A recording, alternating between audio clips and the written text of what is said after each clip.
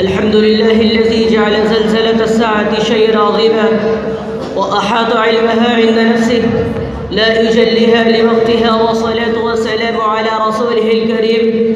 أما بعد، فأعوذ بالله من الشيطان الرجيم. بسم الله الرحمن الرحيم. إن الله عنده علم الساعة. وقال أيضا: إذا زلزلت الأرض زلزالها وأخرجت الأرض أثقالها. صدق الله العظيم.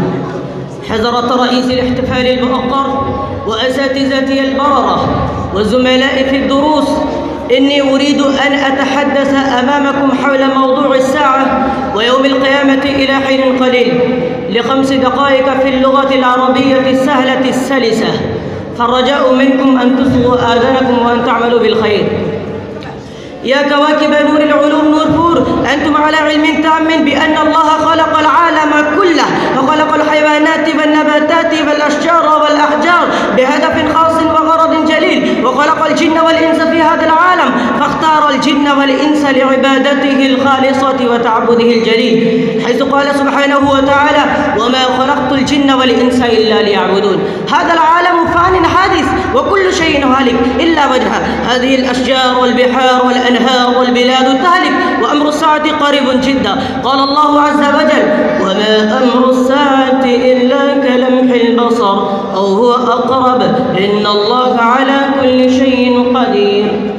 واعلموا عباد الله أن الساعة اسم من أسماء يوم القيامة، ولها أسماء كثيرة، منها القارعة والصاخة والطامة والآزفة ويوم الخروج ويوم البعث ويوم الفصل ويوم الحساب وغير ذلك، مع أن العلم بموعد يوم القيامة من الغيب الذي لا يعلمه إلا الله جل جلاله. فقد قال الله تبارك وتعالى في كلامه المجيد: إن الله عنده علم الساعة وانشقاق القمر في عهده صلى الله عليه وسلم.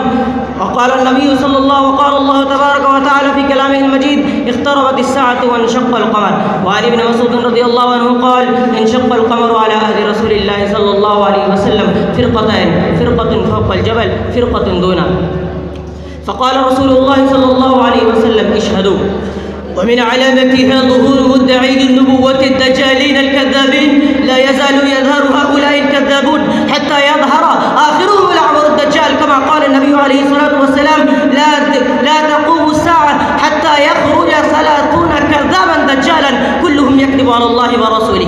ومنها ضياء الفتن وزياء الأمانة، كما قال النبي عليه الصلاة والسلام: هو مستقبل المشرق. ألا إن الفتنة ها هنا من حيث يطلع قرن الشيطان. وأيضا قال: إذا ضيعت الأمانة وانتظر الساعة. قال: كيف إضاعتها يا رسول الله صلى الله عليه وسلم؟ قال: إذا أسند الأمر إلى غير أهله فانتظر الساعة. أيها المستمعون الكرام، إنكم عرفتم أن تضييع الأمانة لا بشكل خاص، بل إسناد أمور الحكومة من الوزارة والإمارة والخلافة إلى غير أهلها، وكذا إسناد وظائف المدارس والمكاتب إلى غير أهلها من تضييع الأمانة، كما قال النبي عليه الصلاة والسلام: لا دين لمن لا أمانة. هذا الحديث وأمثاله يلقي الضوء على أهمية الأمانة ووظائفها، فينبغي للمسلمين أن يعظموا هذه المسؤولية ويعرفوا قدرها ويلاحظوا أن لا ينتهكوا حرمة الأمانة. أخلاء الكرام، هذا القرآن أرشد الناس إلى أحوال يوم القيامة، وعرفنا كيفية زلزال الأرض، وعلمنا منظر صدور الناس أشتاتا، وفهمنا القيامة وهولها، وبين لنا عاقبة من يعمل مثقال ذرة خيرا يره.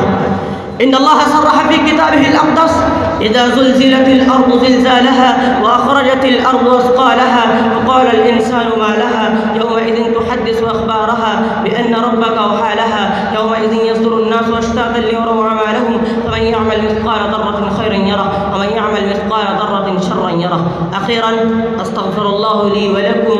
اللهم احفظنا من فتنة المسيح الدجال، اللهم وفقنا لما تحب وترضى.